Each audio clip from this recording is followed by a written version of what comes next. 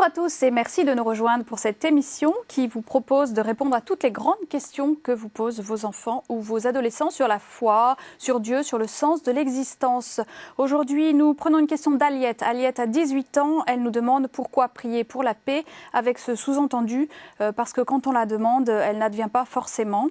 Donc nous retrouverons Aliette dans le premier reportage de cette émission. Dans l'immédiat, j'accueille mes invités. Agnès Oshitska. Bonjour Agnès. Bonjour. Donc je rappelle que vous êtes psychologue et journaliste au quotidien La Croix, et notamment pour le supplément Parents et Enfants. Dans ce supplément, vous donnez des pistes éducatives, c'est ça ? Oui, beaucoup. Bon. Et des analyses aussi. Et des analyses, et puis peut-être pour l'éducation à la fois aussi L'éducation à la fois, pour les questions de société et de relations. Bon. Parfait. Et puis nous accueillons le Père Henri de Villefranche. Bonjour Henri, vous êtes bibliste. Qu'est-ce que recouvre le mot paix dans la Bible ? Quelle réalité recouvre-t-il ? Alors, on va dire presque tout. Non. toute la relation entre Dieu et l'humanité. Je dis même entre Dieu et le cosmos. Alors, oui. c'est comme le mot amour, il est présent. Harmonie, amour, plénitude. Oui. Voilà. Et le mot paix est extrêmement riche. Et on n'oublie pas que c'est la première parole du Christ ressuscité. Hein. La paix soit avec vous, et que le mot de shalom en hébreu est un des mots que tout le monde connaît sur la terre entière. C'est vrai ça. Alors donc Philippe Mouret a rencontré nos jeunes, Aliette et ses compagnons d'aumônerie, et il leur a posé la question à quoi ça sert de prier pour la paix. Regardez. Personnellement, parfois je vois pas très bien comment œuvrer pour la paix à mon niveau.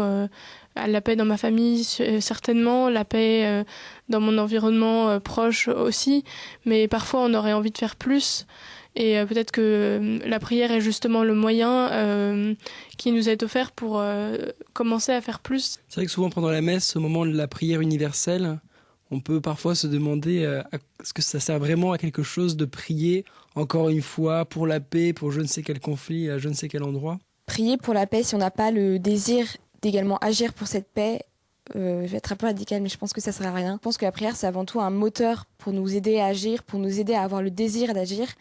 Et oui, vraiment, la prière, j'arrive pas à la dissocier de l'action. Rien n'est impossible à Dieu, donc finalement, si on s'en remet à lui par la prière, c'est faire l'aveu aussi peut-être de cette impuissance qu'on a à agir pour la paix, on ne peut s'en remettre qu'à la prière. Demander la paix, c'est-à-dire s'en remettre à Dieu, c'est un acte de confiance, un acte d'abondant, et c'est une manière peut-être de consentir à la volonté de Dieu, au projet de Dieu. Pourquoi l'homme désire-t-il la paix sans réussir à la faire ? Je pense que tous les hommes veulent la paix, parce que la paix, pour moi, c'est le bien-être, le bonheur.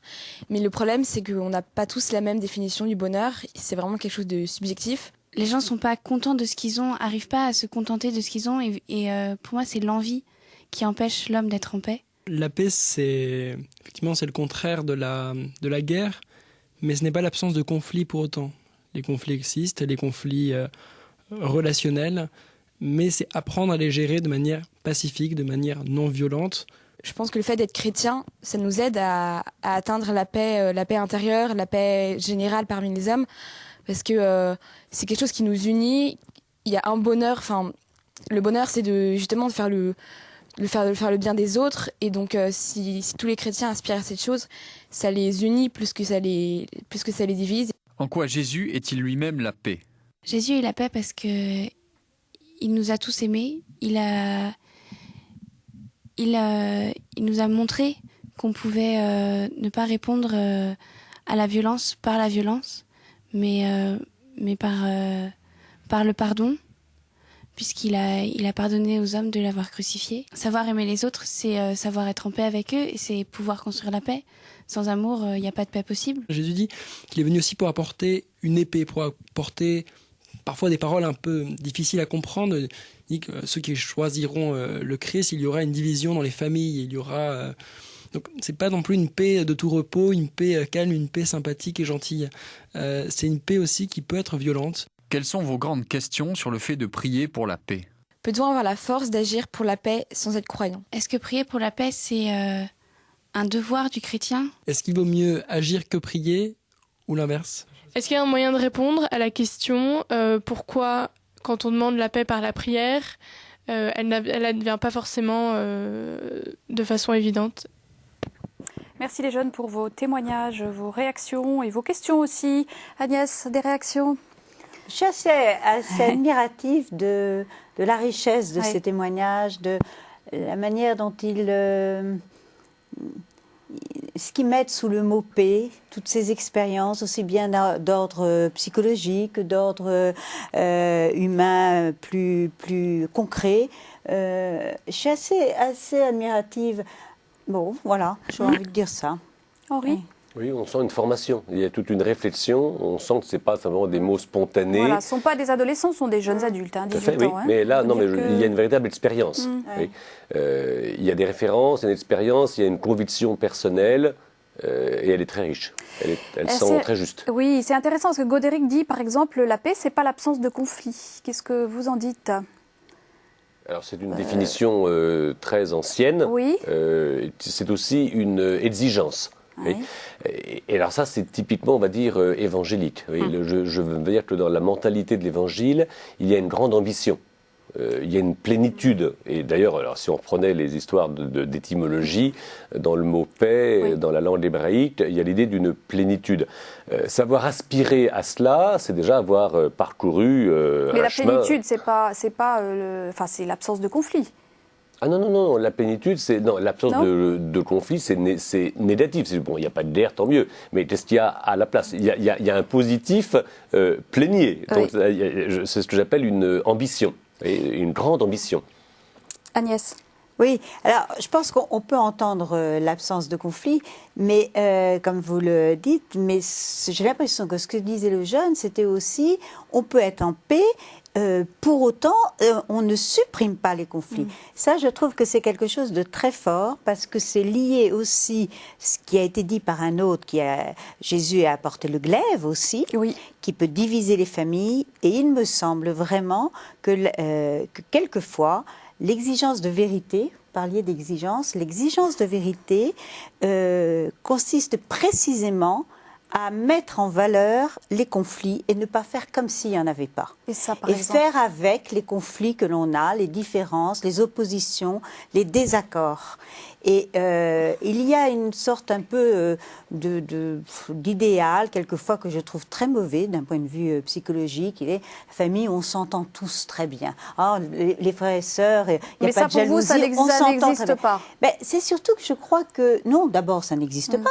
Ça n'existe pas, c'est très difficile de s'entendre, c'est très difficile de s'aimer entre frères et sœurs, précisément entre frères et sœurs, beaucoup plus difficile qu'avec des amis, bien évidemment. Hein.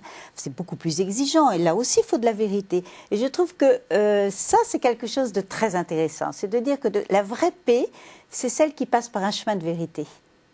Henri? Ça a été dit aussi, puisque ce devait être riche, l'idée du pardon et de la réconciliation faisait partie de cette perspective de la paix. Et ça, on sait très bien que c'est ce qu'il y a de moins spontané et qui vient pourrir les situations, qu'elles soient personnelles ou internationales. On n'ose pas dire. Alors, l'autruche est la caricature de la paix. Et ça, on peut dire que la figure de Jésus-Christ dans l'Évangile, mais déjà les figures qui l'ont précédé et les témoins qu'il a engendrés, viennent provoquer tout le monde. Et la manière, on va dire, proprement évangélique de faire la paix est une véritable provocation. Et comment on fait en famille pour éduquer à la paix là? Parce que c'est quand même très complexe, tout ce qu'on se dit là. Le pardon, la réconciliation, accepter les différences. Enfin, il y a beaucoup de choses à construire chez un enfant pour l'éduquer à être un acteur de paix. Oui, je pense que c'est une conversion mutuelle. C'est pas simplement éduquer chez l'enfant. D'accord. Je pense que soi-même mettre un peu plus de vérité dans sa relation à l'enfant, c'est lui faire bénéficier aussi de cette réalité qui va amener vers la paix. Parce donc que finalement, c'est être un témoin pour son enfant. Je crois. Enfin, je pense vraiment que cette éducation, c'est surtout ne pas taire les difficultés de la vie. C'est extrêmement difficile de s'aimer à la manière de Jésus. Hein.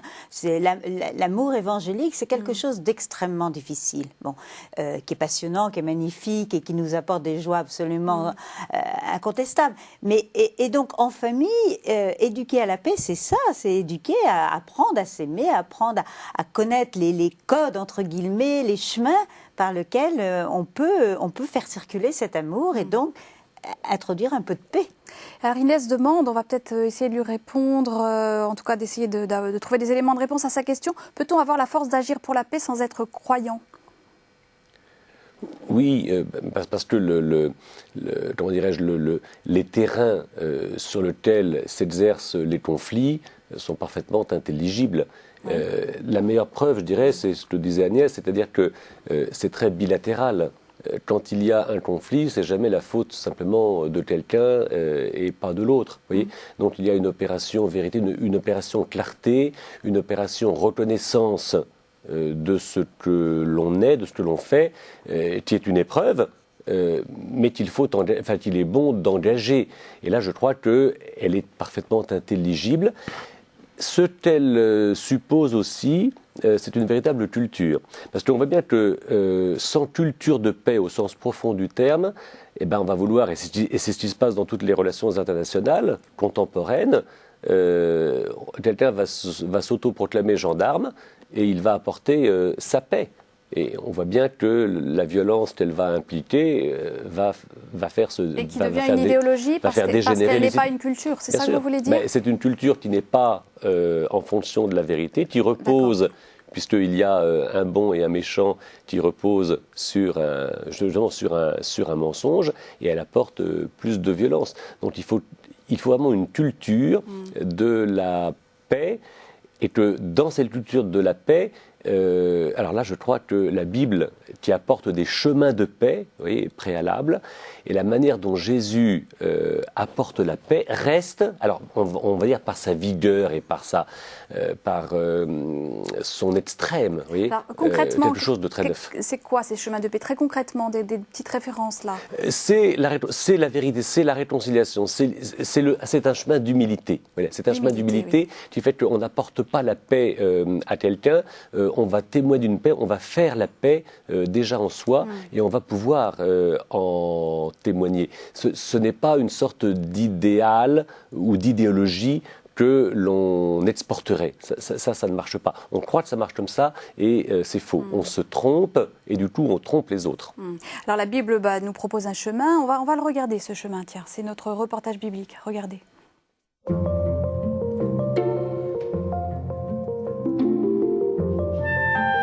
La paix est ce que l'homme désire le plus.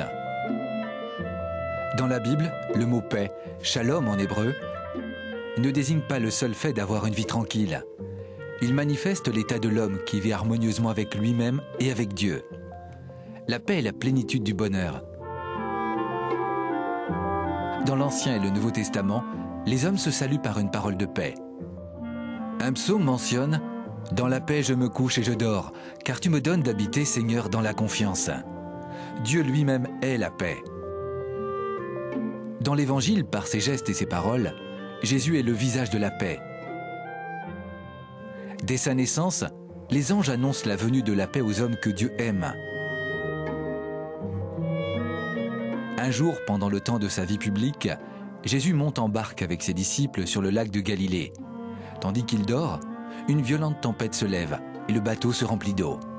Réveillé par les disciples, Jésus commande alors le calme au vent et à la mer. Par ce miracle, il montre qu'il est lui-même la paix. Lors de son entrée à Jérusalem, quelques jours avant sa mort, il est acclamé comme un roi. Béni soit celui qui vient au nom du Seigneur, paix dans le ciel et gloire au plus haut des cieux.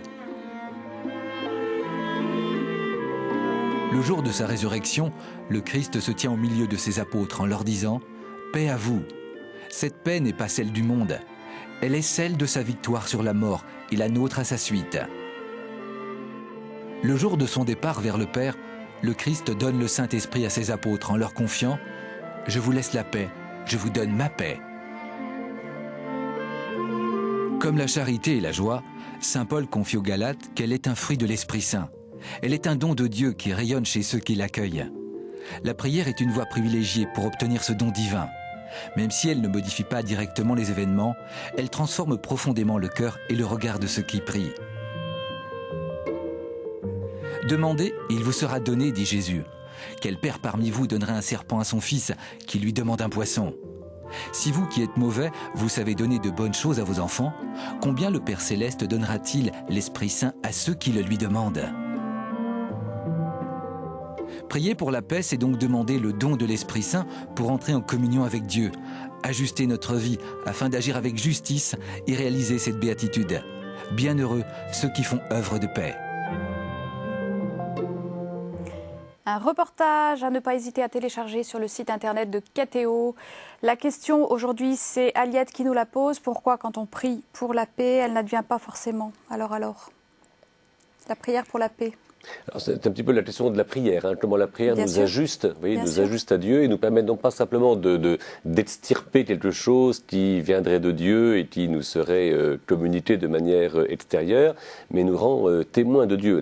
Tout l'enseignement que vous avez donné sur le Saint-Esprit montre bien qu'il n'y a pas un modèle de paix qui viendrait de Dieu, mais que ce modèle s'ajuste à toutes les situations et que le Saint-Esprit n'est pas une espèce de boîte automatique, vous voyez, de boîte à outils qui viendrait immédiatement être efficace en n'importe quelle situation, mais s'adapte et existe en nous, nous rend capables de nous adapter justement à toute situation pour apporter la paix. Donc c'est vraiment de s'ajuster, vous voyez. Néanmoins, c'est vrai, on comprend cette question de Godéric, tout le monde doit se la poser. À la prière universelle, tous les dimanches, on prie pour la paix, pour je ne sais quel conflit, et puis voilà, quid. Oui, mais attention, on peut dire aussi que l'éducation, enfin que la culture de la paix n'est pas forcément instinctive. Moi, je veux bien qu'on dise que tout le monde veut la paix. Je ne suis pas sûr que ce soit si vrai que ça. Vous pensez que ce n'est pas un désir, Agnès, que tout le monde veut la paix, non ? En tous les cas, l'état normal... J'aime beaucoup cette... je ne sais plus comment il s'appelle, Jean-Marie Petitclerc, qui dit ça régulièrement, qui dit l'état normal, c'est la violence. L'être humain, il est dans la violence, il est dans ses pulsions. Voilà. Et ce qui est éduqué, ce qui nous humanise, effectivement, c'est de faire naître en chacun d'entre nous ce désir d'autre chose, ce désir d'une relation paisible avec soi-même et avec les autres. Bon. Donc, effectivement, même nous-mêmes, individuellement, désirons-nous toujours la paix ? C'est pas vrai. Il y a plein de choses en nous qui fait que quelquefois, on veut la bagarre, on veut pas la paix. C'est ça qu'il faut vérifier peut-être, pour que notre prière pour la paix soit juste. Notre prière, elle doit être évangélisée régulièrement. Enfin, j'ai envie de dire, notre prière, elle n'est jamais pure. Elle est, voilà, et continuons à prier, parce que c'est en continuant à prier qu'on apprend à prier aussi. Mais enfin, je sais pas, là, je parle. Si vous parlez bien, et le dire fait du bien. Il y a des gens, on n'a pas forcément cette idée de faire la paix. Et regardez, quelquefois même le geste de paix, il y a des gens qui ne veulent pas le faire, même pendant la messe. Donc, il faut un peu prendre sur soi pour arriver à désirer la paix. Et l'idée qui traîne justement comme quoi nous sommes immédiatement et instinctivement en paix me semble effectivement trompeuse. Donc il est bon de pouvoir l'exprimer. Julie demande, est-ce que prier pour la paix, c'est un devoir du chrétien ? Oui, moi je crois beaucoup à la puissance de la parole, l'expression du désir. Hein. Dis-moi ce que tu exprime ce que tu désires. Ce qui est refoulé dans l'inconscient, justement, ne va pas forcément sortir. Et encore une fois, je crois à la culture de la paix. Et vous remarquerez que dans ce domaine-là, il y a à la fois une parole exemplairement chrétienne. Moi, j'aime bien raconter, ça m'a beaucoup touché un jour d'un chauffeur de taxi israélien qui m'emmenant quelque part dans un monastère, tu es chrétien, oui, etc. Je lis l'évangile, ah bon, qu'est-ce que tu aimes dans l'évangile ? Et il me dit, voilà, dans une situation de guerre, j'ai été militaire, mon fils est militaire, enfin fait son service militaire, personne n'a parlé de la paix comme Jésus a parlé de la paix. Oui, c'était étonnant. Voyez-vous, bon, c'était pas un chrétien, c'était un juif, mais il percevait ça de manière très, très forte. Cela dit, de grands personnages, on pense bien sûr à Gandhi et à d'autres, voyez, ont vraiment aimé là aussi, voyez, à la fois dans leur conscience et peut-être aussi dans la culture évangélique, ce souci très neuf. Et encore une fois, le Christ ressuscité, c'est vraiment quelqu'un de très neuf qui se manifeste. Et l'idée que la première parole soit celle de la paix, montre bien qu'il ne s'agit pas de quelque chose, encore une fois, d'immédiat et d'instinctif, mais d'une finalité profonde et qui nous révèle, qui révèle Dieu, mais qui nous révèle, bien sûr, à nous-mêmes. Bienheureux, les artisans de paix. Voilà, ça, il faut le dire. En famille, bon, la culture de la paix, on en a un petit peu parlé. La culture et le goût de la prière, comment on s'y prend ? En famille et puis peut-être ailleurs, au caté. Enfin, comment on cultive ce goût de la prière pour la paix, tout en comprenant la paix comme un travail à venir, quoi. La question de la prière et du goût de la prière en famille... avec ces mélanges d'âge, en général. J'ai envie de dire mélange d'âge, mélange de chemin, de foi au sein même de la famille, du père, de la mère. Il peut y avoir un père qui ne soit pas croyant, une mère qui soit croyante. Enfin, il y a tout ça, cette réalité très mystérieuse aussi, hein, mais qui est pleine de richesse. Et qui, donc, j'ai envie de dire, il n'y a pas une seule manière. Je crois que si on peut dire qu'il y en a une, c'est peut-être simplement, de toute façon, c'est en soi-même cultivant, si on a le goût de la prière, c'est en soi-même le cultivant que l'on peut inviter d'autres membres de la famille, que ce soit nos enfants, que ce soit notre conjoint, que ce soit, enfin, voilà, à venir rejoindre ce chemin de prière qui est le nôtre, dans lequel on se retrouve, qui n'est pas le nôtre propre, qui est celui qui fait partie de cette grande communauté de croyants. Moi, je pense que c'est quelque chose de... Il n'y a pas de programme. Hein. Voilà, c'est un grand mystère, cette foi dans laquelle les uns et les autres exprimons nos prières. En fait, vous êtes en train d'inviter les parents, les éducateurs à être témoins de leur propre foi pour la transmettre, plutôt que de faire la prière. On ne fait pas faire une prière, ça je pense que Dieu n'a rien à faire des gens qui crient Seigneur, Seigneur. Hein. Dieu, ce qui l'intéresse, c'est d'avoir des êtres libres et heureux de le rencontrer. Enfin, donc, effectivement, c'est prier avec. Enfin, la prière chrétienne, c'est une prière avec. Enfin, je ne sais pas si Non, c'est dans l'Évangile. C'est dans l'Évangile. C'est à la lettre et dans l'esprit. Une prière pour la paix, enfin, sur quoi on peut s'appuyer? Ou sur un texte évangélique particulier que vous pourriez confier on l'a dit, je crois, je pense autrefois. Le Christ ressuscité, c'est quand même le Christ qui fait la réconciliation. Oui. C'est pas, il ne sort pas de sa boîte comme ça pour dire tout le coup. Hein. Il est notre réconciliation. Il y a une puissance de réconciliation communicative qui est dans le Christ. Et prier pour la paix, c'est se rapprocher du Christ qui non seulement veut la paix, mais qui réalise la paix. Ayant aimé les siens, il les a aimés jusqu'au bout. Donc là, on est, je crois, tout près du Christ. Et tel meilleur sentiment, tel meilleur projet que d'être tout près de lui. Et là, on devient, effectivement, on est réengendré, vous voyez, on est engendré comme artisan de paix. Mais là, on l'est chaque jour. Alors, c'est pas une fois pour toutes. Comment comprendre quand Jésus dit « demandez et il vous sera donné », c'est... Oui. Non, mais ça ne marche pas à tous les coups. Mais ça ne marche pas à tous les coups. Si. Si. Alors, expliquez-nous. Oui, je veux dire, moi, l'idée, par exemple, de cette réconciliation, oui, moi j'aime bien quand elle n'est pas possible, quand il y a 1000 raisons pour ne pas se réconcilier, et d'être amené, je prends un exemple, moi, une fois, un angélus a sonné, c'est idiot, une cloche, ouais. Mais on a des réflexes, et je m'embarque sur un angélus. Eh bien, toutes mes raisons, 25 secondes avant, qui s'accumulaient pour dire « je ne ferai pas la paix », se sont absolument effondrées. Et la paix m'a paru, dans un cas précis, comme une évidence. Et là, je me suis dit, mais quelle puissance il y a dans l'Évangile, et elle est vraiment donnée, cette puissance. Voilà, quand on dit que l'Évangile est puissance de Dieu pour la réconciliation et pour la justice et pour la paix, là, il y a une expérience à faire. Et une fois qu'on l'a faite, rien n'est impossible. Où finalement, la paix fait appel à l'espérance. Oui, elle fait appel aussi surtout à la présence de la puissance de l'Évangile, qui n'est pas simplement un au-delà, mais qui est une présence, qui est donnée. Oui, n'empêche que les jeunes qui disent, voilà, on prie pour la paix dans tel pays, on ne la voit pas arriver. Voilà ce qu'ils disent. Hein. Donc, en fait, ce que vous dites, c'est que... mais c'est le problème de la prière de demande, d'une façon générale, hein, qui est posé là. C'est que nous avons une idée bien précise et très concrète, et quelque chose comme ça, et on dit, allez hop, c'est ça qu'on veut. L'idée, c'est vraiment de s'ajuster à la volonté de Dieu. Tout ce travail, ce sera le mot de la fin. Ça marche par proximité et qui se répand sur toute la terre. Merci à tous les deux pour cette émission.